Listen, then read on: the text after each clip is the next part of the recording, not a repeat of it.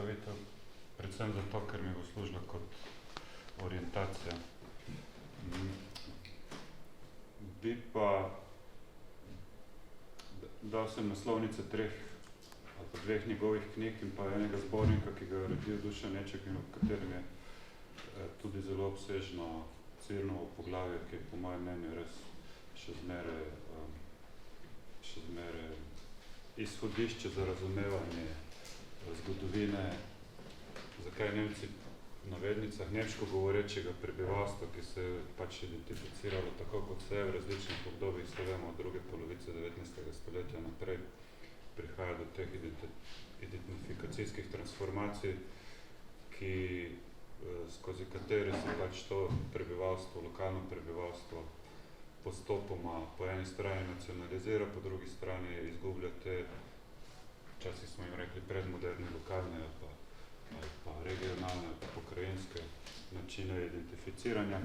In Nemci v navednicah je v resnici po mojem mnenju kar dober izraz, ki ga je profesor Neček po mojem mnenju uporabil predvsem zato, da je lahko vključil tudi nemško govoreče prebivalstvo Avstrije, ki se po druge svetovne vojne naprej se bolj zaveda, da niso Nemci, ampak so Avstrijci, ampak to pustimo.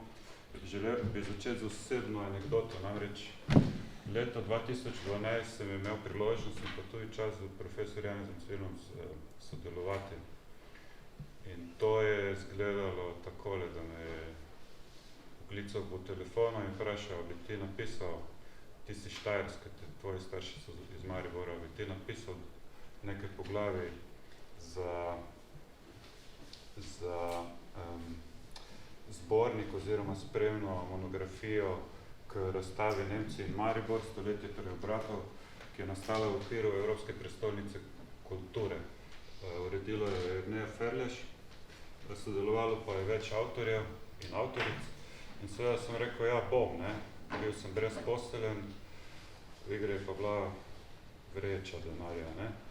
Evropska prestolnica kulture leta 2012.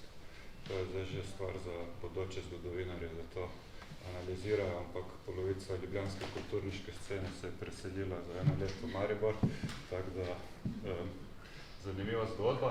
Ampak tisto, kar sem želel povedati s tem zvezi, je dvoje, ne.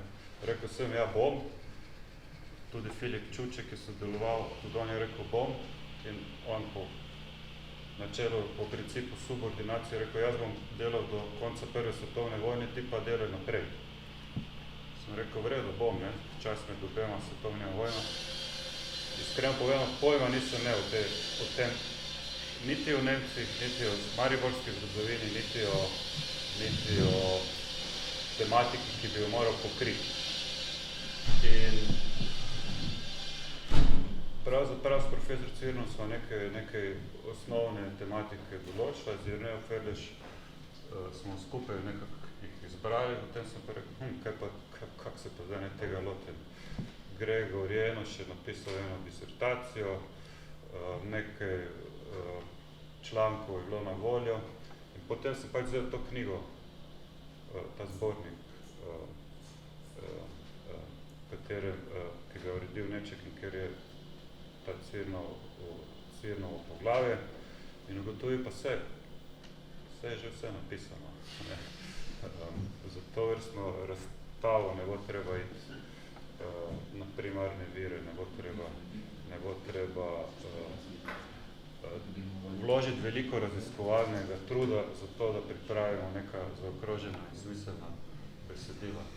Tisto, kar je pa drugo in kar me je pa še bolj, neprimerno bolj šokiralo, kot nekoga, ki dejansko prihaja iz Štajerske, ne, je pa dejstvo, in čigar starši so Mariborčani, ne, je pa dejstvo, kako je ta zgodovina prisotnosti nemško govorečega prebivalstva, pa prebivalstva, ki se je po nacionalnem ključu identificiralo kot Nemci, kako je v bistvu v kolektivnem spominu, tudi regionalnem, pravzaprav bila izrazito zamolčana, ali pa je preprosto bila popolnoma odrinjena ob rob. Jaz nisem vedel o tem nič, da je Maribor bil do leta 18, pa potem do leta 45 v veliki meri še zmeraj nemško govoreče mesto. Pravzaprav nisem vedel prav veliko. In tukaj se mi zdi, da je bil ključ torej rezultat raziskovalnega dela Janeza Cvirna res izrazito pomemben. Nemce pa nemško govoreče prebivalstvo današnjega slovenskega prostora je postavil na zgodovinski zemljevid, vrnil jim je legitimnost historičnih akterjev, po mojem mnenju. In v tem smislu, to bi pa želel poudariti, je bil skoraj da pred časom. Dan danes Rok ve, Irena ve,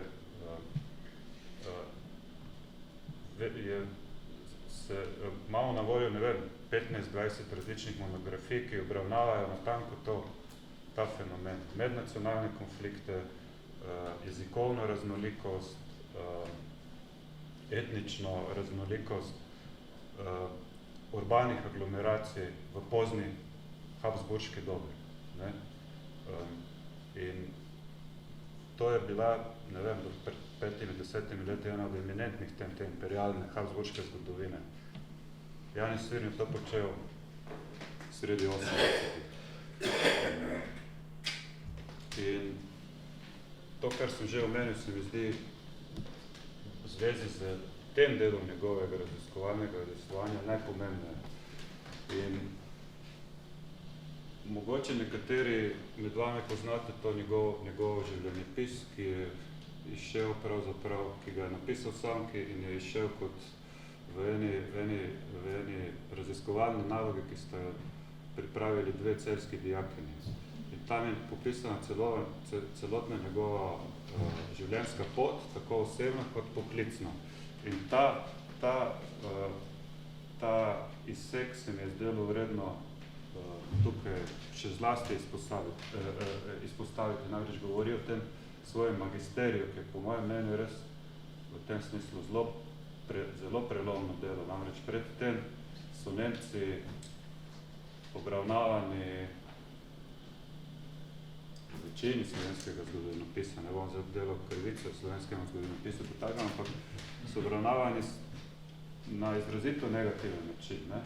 In Cvirn pravi, bilo je naporno, se je izplačalo. Bom povedal kasneje, zakaj se mi zdi pomembno. Novembra 1986 sem uspešno zagovarjal magisterij pri profesor Vasiliju Meriču, ki je bil naziv magistra znanosti. Naloga je bila nekaj posebnega. Nevtralno je govorila o tem, da so v Celju, enako kot drugih spodnještajerskih mestih, živeli tudi Nemci, ki so se počutili vedno bolj ogrožene in zato postajali vedno bolj radikalni. Naloga ni ponavljala stereotipa o tem, da so bili Nemci v naših mestnih v bistvu ponemčeni Slovenci, torej renegati, ampak je pokazala, da se v procesu nacionalnega oblikovanja del meščanov, ne glede na njihov v navednicah objektivni izvor, opredelil za Nemce. V strokovnih krogih je bila dobro sprejeta, zato pa so me v predstavitvi knjige 1988 v Muzeju revolucije nekateri stari Celjani, bivši partizani, na moč čudno gledali. Zdaj, tu bi izpostavil v tem izseku troje. Ne? Ni ponavljal stereotipa. Zakaj? Šel je na vire kot arhivist, je detaljno pregledal arhivsko gradivo, pregledal je lokalno in regionalno časopisje in prišel do nekih zelo drugačnih pogledov. Ne? To zadevno se mi zdi dvoje pomembno. Najprej pokazal je, da so ti nacionalni konflikti v teh malih spodnještajerskih mestecih, da se v bistvu zrcalijo, ne? Da sta slovenska in nemška stran pravzaprav kot da bi pogledal v ogledalo. Ne? Zelo podoben način organizacije, kulturne organizirane, športne, politične, oblikujeta se dva tabora. Drugo, kar se mi zdi pomembno, postaja vedno bolj radikalni, to je dejstvo. Na teh tako imenovanih jezikovnih mejah je nemško govoreče prebivalstvo, ki se politično angažira v nemškem taboru, izrazito radikalno, počuti se ogrožene in iščejo podporo zlasti v centru. In tukaj, recimo na Dunaju, veliko poročajo o teh nemških jezikovnih otočkih in jezikovni meji, kako se spreminja. Aktualno spremljajo medpolitične spopade. To pomeni, da so ta spodnještajerska mesta pravzaprav skoraj da poznem 19. stoletju v središču političnega dogajanja v avstrijskem delu Habsburške monarhije in Cirnovo raziskovanje v tem smislu temeljno za razumevanje tega, kaj se dogaja tukaj na lokalnem nivoju. Še zlasti se mi pa zdaj pomembno to, kar napiše tam, ne glede na njihov objektivni izvor in objektivni v navednicah. Cir skozi čisto, prej smo omenjali, da se ni ukvarjal s teorijami, ni se ukvarjal s konceptualnimi, paradigmatskimi preobrazbami, ni se umeščal v šole in tako naprej. Ampak tisto, kar je res vsega spoštovanja vredno in za kar se mu si res zaslužen velik poklon, je to, on na osnovi analize primarnega arhivskega gradiva, na osnovi analize časopisja, na osnovi neobremenjene analize, pravzaprav pride do teh spoznanj, s katerimi imamo mogoče še danes v okviru slovenskega zgodovinopisja določene težave, da se pač določeno prebivalstvo v drugi polovici 19. stoletja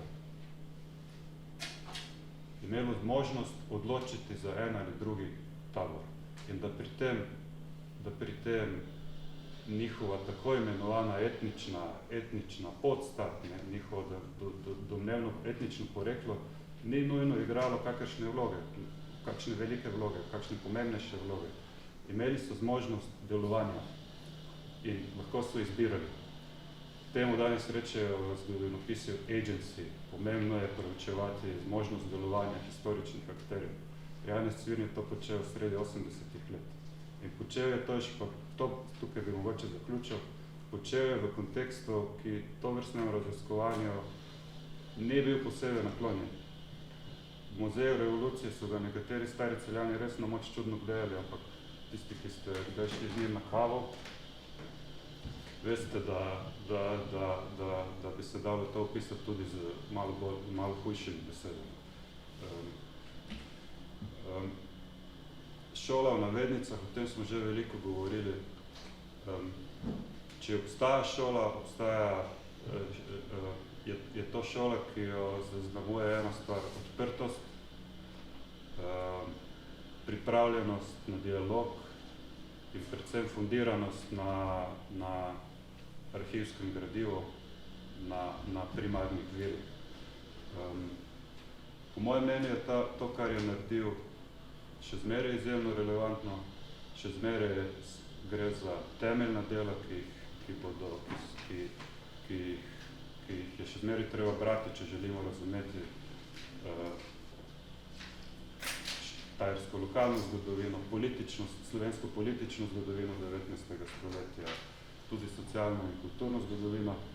Predvsem se mi pa zdi, da je ta njegova inovativnost ali pa ta pristop spodbudil tudi mlajše kolegice in kolege, da so šli po njegovi poti, nadgradili njegovo raziskovanje, ga dopolnili ali pa spoznali tudi kaj novega. Zdaj, tukaj ni naslovnice knjige kolega Matiča sam zato, ker jo nisem našel. Bi jo moral dati, pa sem jo iskal danes zjutraj besno po Googlu, pa je bila sam na Bolhi ena knjiga, bolj pa nisem hotel dati z znakom Bolha. Glavnem, Filip Čuček, Andrej Studen, Karin Almaši, Dragan Matič, številni zgodovinarji, Vlasta Stovar, številni zgodovinarji so te poti sledili, nadgrajevali in z eno neobremenjenost prišli do pomembnih rezultatov. In to je dediščina, ki ostaja tudi po 10 letih. Hvala.